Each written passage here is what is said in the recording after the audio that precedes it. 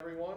We'll start with our media Zoom for this afternoon with Cardinals pitching coach Mike Maddux. If you use your raise hand function, we'll get started with questions for Mad Dog. Derek Gould, St. Louis Post-Dispatch. Mike, I'll start off with a little bit maybe of a curveball for the pitching coach. What we've seen from Tommy Parsons, a guy who got kind of thrown in to finish up an inning, but has steadily kind of started appearing in assigned spots. What have you seen from him? What do you like about him? What kind of different roles could he fit in? Is he a real versatile pitcher as well? Well, that's a lot of questions, Derek, but I'll go with what has Tommy done? He's attacked the strike zone, changed speeds, bottom line. Using his changeup to righties and lefties, landing the curveball. And one thing with Tommy, we saw him last year in a short spring, and I think he's kind of one of the, we call them late bloomers, or probably a medical term for that. With you hit puberty at a later age, and I think you've seen the fastball jump about 4 or 5 miles an hour. He's a stronger looking kid this year. I mean, he's turned into a fine looking young man, whereas last year he was still just a teenager pretty much as far as how his body was. I think he's should be around 24 years old or so. But you're seeing a young man that has really had a growth development with his strength. Like I said, there's more fastball in there, but the fact that he goes out there and pounds the zone and doesn't mess around, he takes the bull by the horns, and that's what has impressed us, and that's why we're seeing him out there on a regular basis. Jeff Jones, Belleville News Democrat. Be careful driving her, Jeff. I got it. Hey, Mike, when we've talked to Mo and Schulte about Alex Reyes, there's been a lot of conversation about the need to put an innings limiter on him because of his workload and the way he needs to build up to it. Can you kind of describe the ways in which Alex's lack of work over the last couple years maybe differs from pitchers who obviously didn't get as much work just last year, and why those two things, and why Alex is a separator in that context? Done a lot of, had a lot of conversations, and have been with some medical people and had a lot of in-deep discussion with Tommy John surgeries. And I think if you look at guys that have a tracked record, multiple seasons on their bubblegum card per se, if you look at the times where they've had their Tommy John and what they did in their return from it, it seems like they were able to get back to where they were after after about 2 years. They were, Adam Wainwright was one. He's a 200 inning pitcher. He has a surgery. The year that he comes back is just that comeback year, but then the second year later, he's back to being what he was. And that happened with Waino and Tim Hudson, Chris Carpenter. There's, a list of guys that, who fell into this category. In Alex's case, he didn't quite have that track record, so we're starting him as a young guy again, which he is. And, he had 3 years without really pitching. So he's a guy that has a bright future ahead. Will he be a starter in the future? Probably. Is that going to happen this year? Maybe. But we do have a build-up that we have to do. And one philosophy is what we call a plus 30, that when you want to build a guy up in player development, you add 30 innings to him each year. So when they first come in, you might throw them 90, then 120, 150, 180, and now they're knocking on the door of the big leagues, and you really don't have per se an innings limit on them. In a reliever's type case, or somebody's case with a younger guy who has not had that build-up, I think we have to kind of start over. So if we could get 80 innings out of Alex, would be a really good number to build on.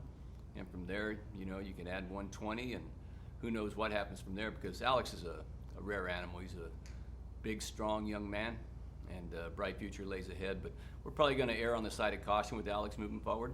Hopefully his injuries are all behind him, and he has a healthy the rest of his career. Ben Frederickson, St. Louis Post-Dispatch. A question kind of about Alex as well. With the innings, that's 80 is on the short side for a starter, but it's it's a healthy amount for a reliever with the pitches and how electric they have looked this spring. What's kind of what do you envision the role for him looking like out of the bullpen? Is he what different ways could we see it if things work out as you hope? Well, number one, let's go back to the innings. Do we have a cap, of 80? I just kind of threw that out there as like a busy year for a guy out of your bullpen, and that takes a lot of, you got to be in good shape to do that. You figure you're pitching one inning every other game. That's pretty busy, and you have to be healthy to do that. Going back to Alex, 80 is not per se a hard cap. It's just kind of we stand here right now and say, well, would you like to get out of your primary relievers? Well, if we get 80 innings out of our primary relievers, we're in pretty good shape. That means we're winning a lot of games. But have Alex go more than that, yeah, he might. Hopefully he gets innings in late October, and he's still fresh to do them and helps us win a championship. Rick Hummel, St. Louis Post-Dispatch. Mad Dog, most of your pitchers haven't batted in 2 years. A couple of them got one at bat last spring. Are you at all concerned that in their enthusiasm they might try to overdo this a little bit? Fortunately for our guys, they've been in that box before. I don't think we're really looking at younger guys. Maybe a KK might be the exception there, but Carlos has swung the bat, and Jack and Waino. But naturally, when these guys get a bat in their hands, they forget that they're pitchers and hitting in the 9-hole because they have that great competitive spirit. But Pop Warner and Joe Bell Jimenez have kind of taken the lead with their hitting, and Jamie Pogue as well. So they've actually had a bat in their hands for the last couple weeks. We kind of got into it right away, and we started very, very softly with bunts and slashes, and I mean they were in the cage for a week before they ever swung a bat, with any authority. So they've been hitting on the field, for the last 10 days, I guess, and they're getting ready to go. I think they're wise enough to know what they can do, and they're not going to exceed their limits. Although they definitely love getting in the box, man. It brings out the boy in these young men. Are you in favor of them hitting or in favor of the DH?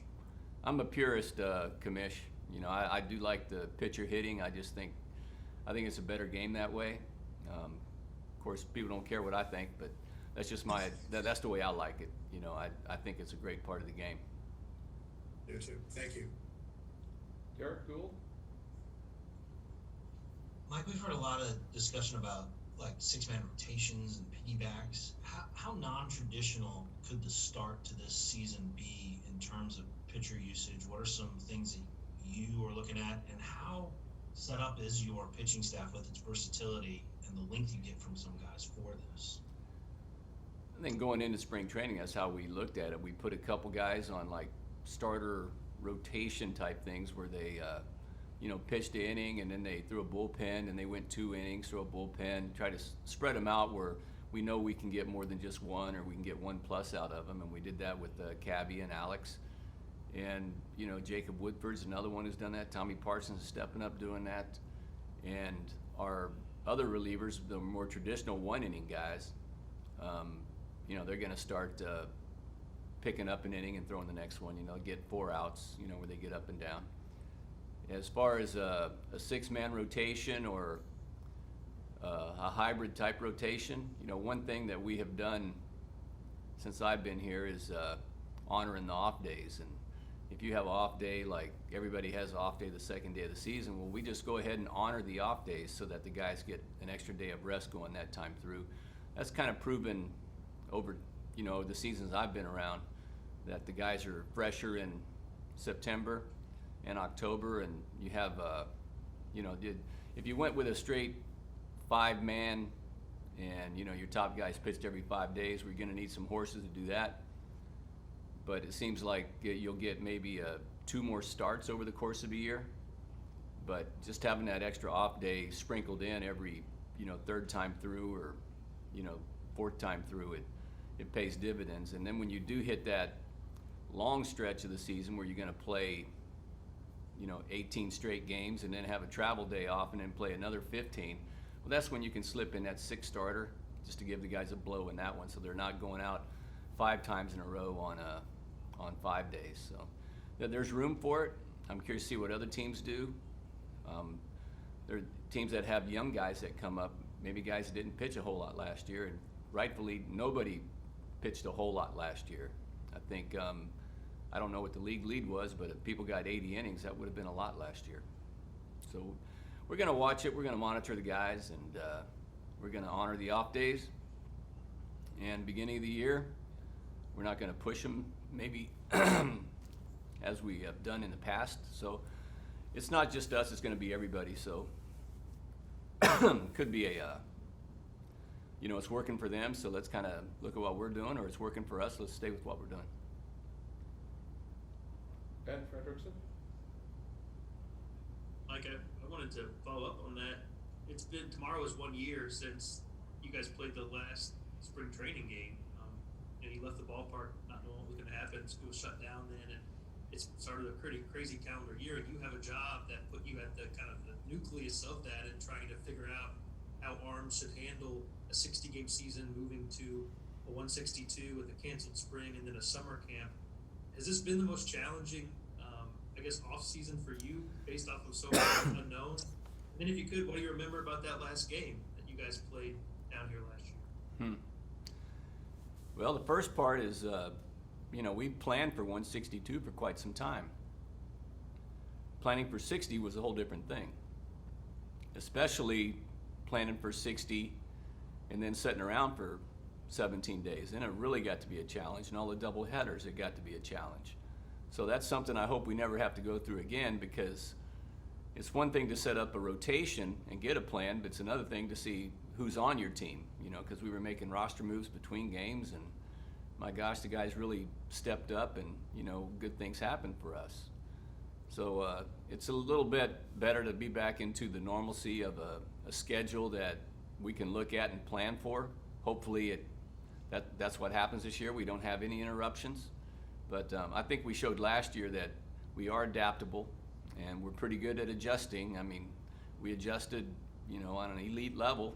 I think that's why we ended up where we ended up, making the playoffs and all that other good stuff. So whatever hand we're dealt, we're gonna do the best with it. That's for sure. And the last game, your second question, a year ago, man, I just remember it being there was a lot going on, because they announced during the game that spring training was being shut down and Arizona was not going to play, and here we were playing. I believe Waino might have been pitching that game. And I remember my nephew, little Nady, he came in and he was going to stay for spring break and that, and they ended up flying back that night. So they had quite a long day of flying in, coming to a Cardinal game, rooting on his team, and then they had to go back, and my wife left that evening as well. So it's something that we remember, and something we really don't want to do again. Thanks. Jeff Jones? Hey, Mike, what does a year 2 look like for KK? A guy with his repertoire, it seems like he probably gets a big advantage out of deception a lot of the time. Yet so few teams actually see him last year and see him in live action. Does he almost get like a second crack at a first year on the league? And how does he take advantage of who he did and didn't get a chance to pitch against last year? I do like your comment about he gets a second crack at a first time, because we did face the same teams all the time last year, outside of the interleague. But within our division, there were no secrets. I think everybody knew what everybody had. It really became cat and mouse for a lot of hitters and pitchers.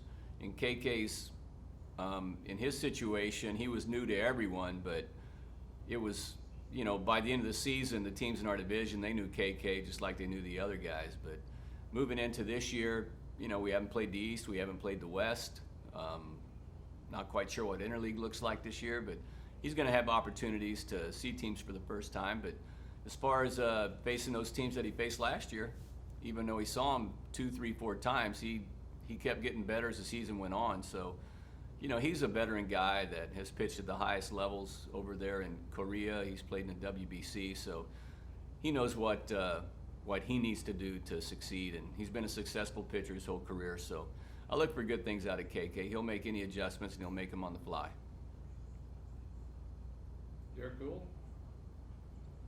It dawns on me, Mike, we would be remiss not to ask you the question of spring, or one of the big questions of spring. Where were you, and what were your thoughts when the team ordered Arenado? And from a pitching coach perspective, what could that be like to navigate around Arenado and Goldschmidt for a moment? Well, if you really want to know, I was on the golf course. And somebody on the putting green says, "Hey, you guys just got Arenado." And I said, "Holy cow, that's like such a boost to our team." You know, what he brings defensively is, just a brilliant defender. And, the fact that he plays the hot corner, and we were so proficient in throwing ground balls, and that was kind of our team's strength the last couple of years has been our defense, and he just made the strength of our team even stronger. So I thought that was huge. We have guys that do get the ball on the ground, so some of those, we would see Arenado 6 times a year over the past X number of years, however long he's been playing, and he would do something in those 6 games that you say, well, nobody else is going to make that play, and this might happen twice, in the 6 games, and just the fact that we're going to see this guy for a full season of what he can do. He already made a play yesterday and just made it look so routine, just a backhand down the line, 5-3 for the final out. And you're thinking, man, this is we can get used to this right here. So it was quite a acquisition to our team. Our corner defense is unbelievable. Our up the middle defense is really good, and our outfield defense has been good. So overall, strong defensive team that he has made better. What he's going to bring to the plate, I mean, his bubblegum card speaks for itself. I mean, this guy's a middle of the order hitter and a productive hitter, and we look for really good things out of Nolan. And I think when I was on the tee box getting ready to hit, I think the fact that we got Nolan, I think we might have pressed the bet on the first tee before we ever put a ball in the air. I was going to ask how you shot then after. Well, adrenaline led to a career drive off the first tee. Jae-Ho Kim? Thanks, Mike. Hi, Coach.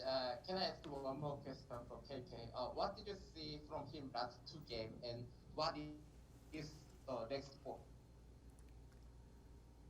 Could you repeat that, please? It kind of broke up on me. I'm sorry. What did you see from KK last 2 games, and what is next for him? The last couple games he threw them both against the Marlins, I believe. Funny how this spring, well, if you're pitching every 5th day, which we are right now, you're playing the same team. So the other team kind of gets used to you and sees what you have. But KK had a rough first game, but then his second game had a rough first inning. But then his next 2 innings, he got better and he got better.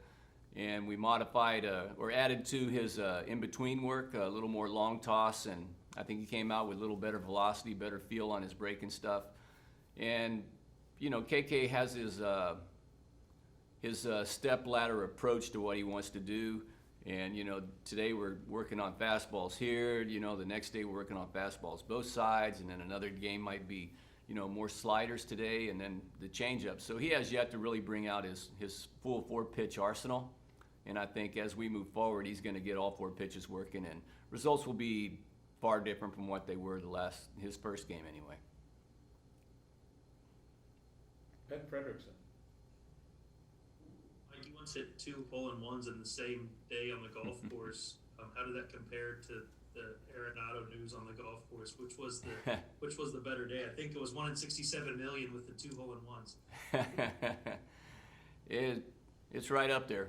It's right up there, man. It was a good day for the Cardinal organization, good day for Cardinal Nation to get Nolan Arenado, man. I would, he helps us win that championship. I'll trade a couple aces for a championship any day. Any further questions for Mad Dog? Thanks, All Mike. right, good. You don't want to talk about my hole-in-one this winter? I didn't know there was a new one. How many career is that now? Oh, we got 8, but I think we have 8. I don't know. Who's counting? I mean, 8, but who's counting? But I only have 2 one time. All right, so we got to work on that. Always room for improvement. That's right. We gotta get back to the NLCS. That's what sets that up. Yeah. Whatever it takes, we'll do it. All right, Thank you, thank you, Mike. everyone. Thanks so much. Thanks, Mad Okay, Dog. you bet.